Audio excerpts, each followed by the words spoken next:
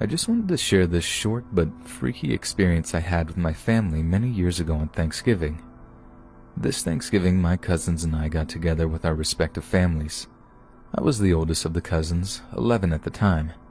This particular year, our families decided to go to my great aunt's house for dinner. It was a small little farmhouse pretty much in the middle of nowhere. No one liked going there, well, at least us kids, because it was boring and there was nothing to do. My great aunt had recently lost her husband and obviously was very upset, which is mostly the reason our families decided to go there this year. I met my great aunt maybe once or twice in my entire life to this point, so I found this whole trip very weird and really wasn't looking forward to it. Before dinner, all of us kids decided we wanted to play hide and seek. Our parents let us because we could be out of their way, and as previously mentioned, there was nothing else for us to do. My cousin and I went into the basement of the house to hide. There was so much junk and old antiques down there that we could have stayed hidden and out of sight for hours. I climbed to the top of a pile of old newspapers that was backed against a dimly lit wall. I figured if I laid flat at the top, there was no way anyone could find me. Well, after a few minutes, one of my cousins did find me, and when I tried to get down, my foot got caught on something, and I slipped and fell off the side and put a small hole in the wall. At first, we were freaked out because we thought we were going to get in a lot of trouble for doing damage to the house. While we were trying to think of a story to cover it up and get ourselves out of trouble, my brother found a small box on the other side of the wall where I had recently put the hole. We pulled the box out and stared at it for a while, trying to see if we could open it. It had an entire layer of dust on it that didn't come off when we tried to blow on it. My cousin Sarah was fearless, and she grabbed the box from us and opened it. At first, we all felt like we won the lottery. It was filled with 20s, 50s, and hundreds. We were young, but we knew this was a lot of money. As we looked through the money, we eventually got to the bottom of the box, and this is where the excitement vanished.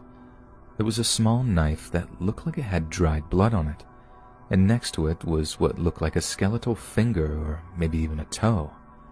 Of course, we all screamed and ran upstairs crying to our parents. Our parents looked at us very confused as to what happened. We all tried to blurt out our version of the story until, as calm as can be, my great-aunt giggled and said, "Oh, that's just Bob's box from when he used to mess around with his army buddies. I haven't seen that since his friend Raymond passed away." Well, fast forward years later, this story came up again, and we all tried to figure out what all that meant and what we actually found. After consulting with our family, the story goes that our great-uncle Bob was involved in all sorts of crime in the Chicago area. He made a lot of dirty money and eventually gave it up when he had a family. Our family didn't have an answer as to the contents of the box or whose missing finger that could possibly be. I have worked in retail for many years, and one of my least favorite days to work is Black Friday.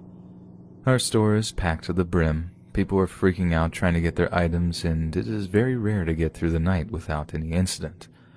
One particular Black Friday sticks out in my memory due to an experience that I had with a customer. I was working out on the floor assisting customers with any questions that they may have had regarding our products or our sales.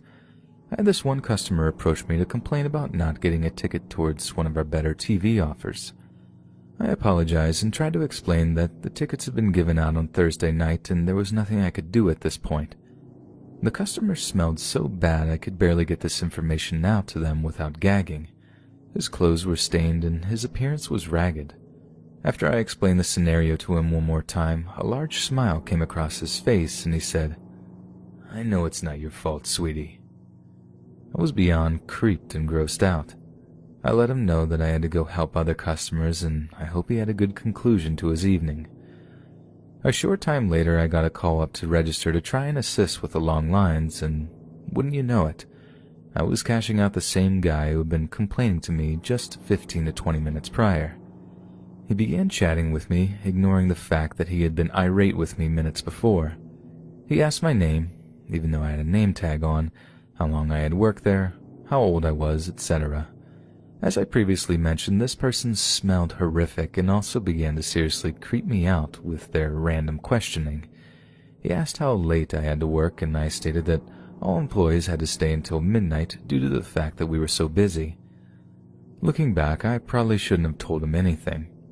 He continued with more creepy questions, and I finally got him out of my line and moved on to the next customers.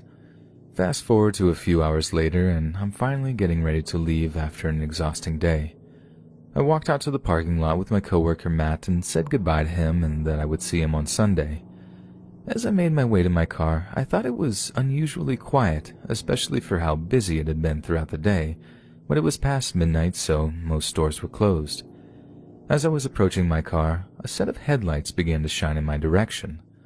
Blinded by the light, I just proceeded to unlock my car and reach for the handle to get in and leave. The next thing I know, the headlights had made their way right in front of my car and someone was putting their car in park and getting out. To my utter shock and horror, it was the same slovenly customer who had creeped me out earlier in the night. At this point, I started fearing for my safety as this person clearly wasn't all there upstairs. He had parked in front of my car and left his car running, blocking me from going anywhere. We got out of the car and I asked if I could help him and what it was doing blocking my car. He mentioned something along the lines that I needed to come with him and that we belonged together. At this point, I tried to make my way back to the store, but the guy pressed his body weight against me and pressed me against my own car. I couldn't move and was trapped. Fearing for my life, I began to scream as he covered my mouth. His hands somehow smelled worse than his body odor. He began to try and move me towards his car, still trying to muffle my screams while dragging me with his other arm. Just when I thought I was going to be overpowered, a car horn began to honk incessantly. He let go of me and hopped in his car and sped off as quickly as he had arrived. The car that was honking then pulled up to me, and it was Matt. Thankfully, on his way out, he had noticed that there was a car blocking mine and as he got closer, saw that there was someone grabbing me. He immediately got on the phone with the police and began honking as he came over to my side of the parking lot.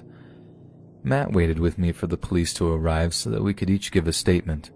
The cops requested to get into the store so that we could check the camera footage in order to try to get a better view of the guy who had stalked me for the night. To my knowledge, they never caught him, or at least he was never charged. I haven't heard anything from the incident, but I am thankful that I had never seen that person again.